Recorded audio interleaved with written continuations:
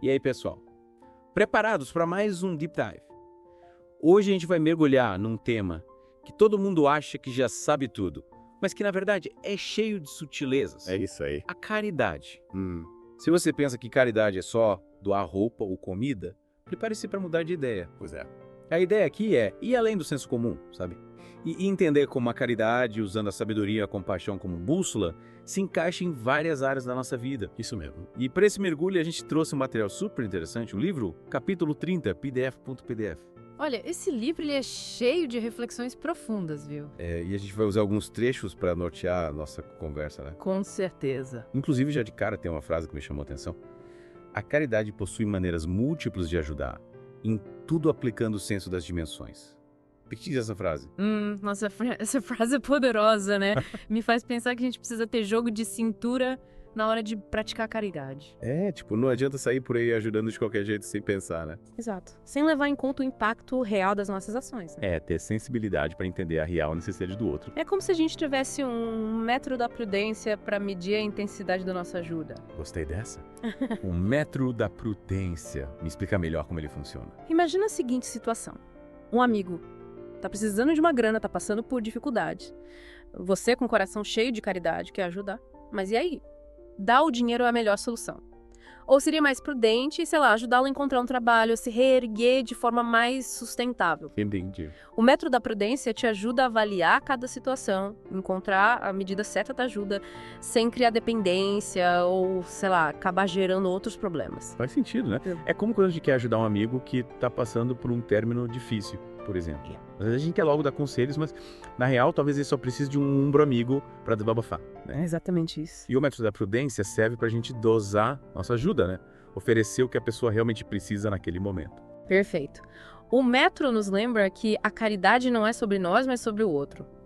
E que exige sensibilidade para a gente entender as necessidades de cada um.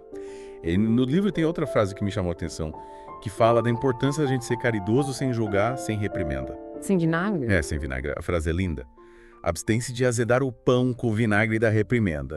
Essa é forte, né? Caridade com sabor de vinagre não dá. De jeito nenhum. A caridade verdadeira, ela é acolhedora, sabe? Livre de qualquer amargura.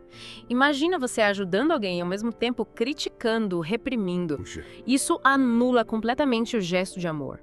É como dar um presente e logo em seguida fazer uma lista de defeitos da pessoa, né? Sei lá, sem noção total. Total. E o livro fala que essa gentileza, essa doçura na caridade se aplica a qualquer pessoa. Seja um necessitado, um enfermo ou alguém em busca de conhecimento. Sim. Independente da situação, a caridade precisa ser envolta em respeito, compaixão. Pensa na educação dos filhos, por exemplo. Ensinar, corrigir, orientar. Tudo isso faz parte da caridade. Mas precisa ser feito com amor, paciência, sem humilhações. É verdade. Uma bronca dita na hora errada, com raiva, pode marcar uma criança para sempre. A gente precisa lembrar, errar faz parte do aprendizado, né? E a caridade nos convida a ter compaixão pelos erros do outro, assim como a gente gostaria que tivessem pelos nossos. Falando em aprendizado, tem um conceito no livro que me deixou curiosa. A caridade de saber explicar. Me explica essa, vai. A caridade de saber explicar é um tipo de caridade que vai além do material, sabe? É sobre usar o nosso conhecimento para iluminar o caminho de quem tá perdido, confuso. É como se a gente fosse um farol guiando um barco em meio à tempestade. Que imagem bonita. Mas como a gente aplica isso na prática? Me dá uns exemplos. Vamos lá. Imagina que um colega de trabalho está com dificuldade para entender uma nova tarefa. Você que já domina o assunto, se oferece para explicar com paciência, com clareza, até que ele compreenda tudo direitinho. Ou então, pense em alguém que está buscando respostas sobre a vida, sobre espiritualidade. Você pode compartilhar o seu próprio conhecimento, os livros que você leu, as experiências que você viveu, para ajudar essa pessoa a encontrar o seu próprio caminho. Entendi. É como se a gente usasse a nossa própria luz para iluminar o caminho do outro, sem impor as nossas ideias, mas oferecendo orientação e suporte. É isso aí. A caridade de saber explicar, sobre compartilhar conhecimento, sabedoria de forma generosa, compassiva.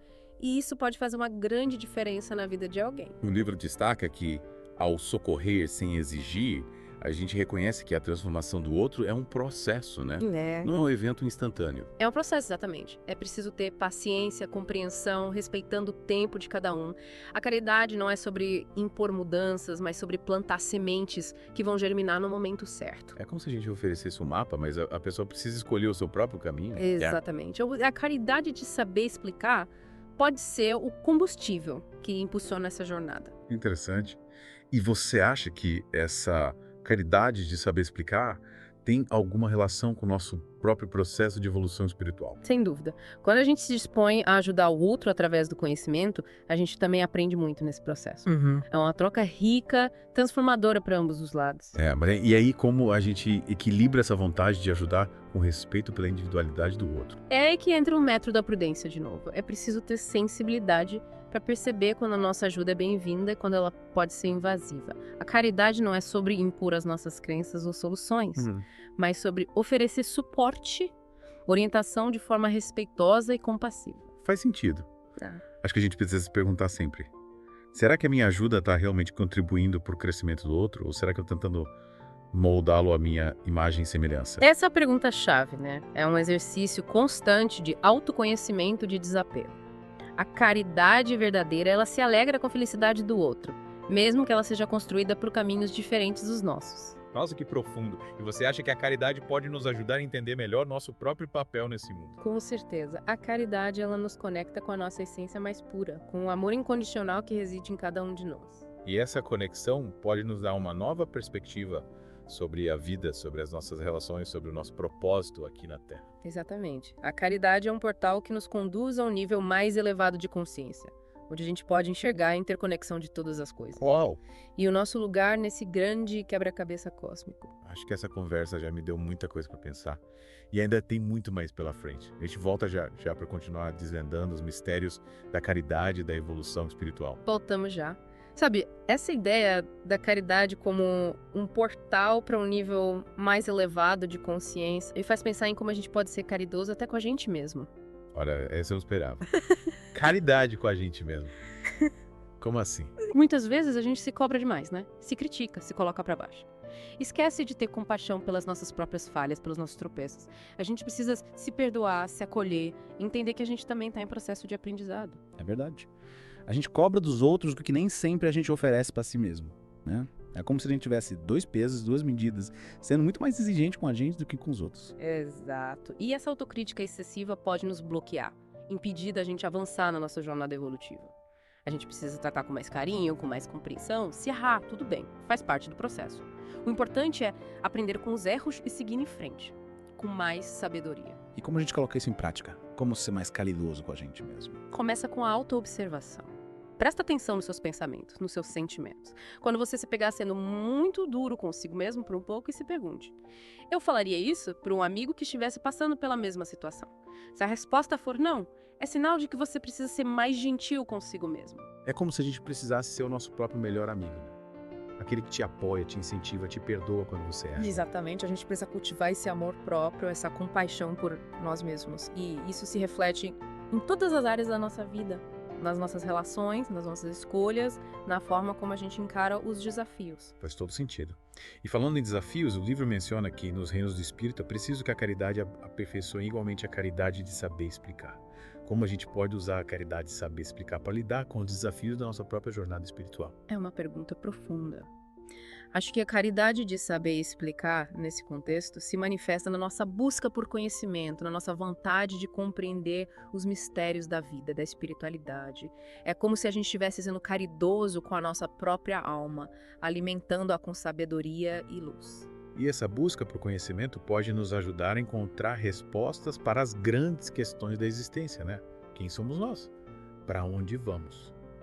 Qual o nosso propósito aqui? Sem dúvida. E essa jornada de autoconhecimento não é fácil. Tem altos e baixos, momentos de dúvida, de incerteza, mas a caridade de saber explicar nos impulsiona a seguir em frente, a buscar a verdade com persistência, com coragem. E a gente pode usar essa caridade de saber explicar para ajudar os outros na sua própria jornada espiritual. Compartilhando o que a gente aprendeu, as experiências que a gente viveu, os livros que a gente leu. Com certeza. É como se a gente estivesse acendendo uma tocha e passando adiante para iluminar o caminho de quem vem atrás. Mas é importante lembrar que cada um tem o seu próprio ritmo, o seu próprio tempo de aprendizado. A gente não pode impor o nosso conhecimento, mas oferecê-lo com humildade, com respeito. E como a gente sabe se a gente está no caminho certo? Como a gente sabe se a gente está evoluindo espiritualmente? Olha, não existe uma fórmula mágica, uma receita de bolo. Mas acho que alguns sinais podem indicar que estamos no caminho certo. A gente se torna mais compassivo, mais paciente, mais tolerante. A gente se liberta de velhos padrões de pensamento e comportamento que nos imitavam. A gente se sente mais conectado com o universo, com a natureza, com a Que vida. a gente passa a enxergar a caridade não como uma obrigação, mas como expressão natural do nosso ser. Exatamente. A caridade se torna um estado de espírito, uma forma de viver, de se relacionar com o mundo. E essa transformação interior se reflete em todas as nossas ações, em todos os aspectos da nossa vida. Nossa, que conversa inspiradora. Acho que a gente poderia ficar horas aqui falando sobre caridade e evolução espiritual. Eu também. É. Mas, infelizmente, o nosso tempo está se esgotando. Mas antes de encerrarmos, gostaria de deixar uma mensagem para os nossos ouvintes. Com certeza, manda ver. A caridade não é apenas um ato isolado, mas um estilo de vida.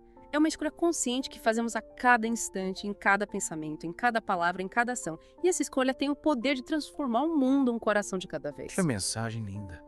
E que a gente possa levar essa reflexão para o nosso dia a dia, buscando ser mais caridosos com os outros, com a gente mesmo e com o planeta. E que a caridade seja a nossa guia, a nossa inspiração, a nossa força motriz. E aí, o que você achou desse mergulho na caridade? Teve algum insight, alguma reflexão que te tocou? Conta pra gente.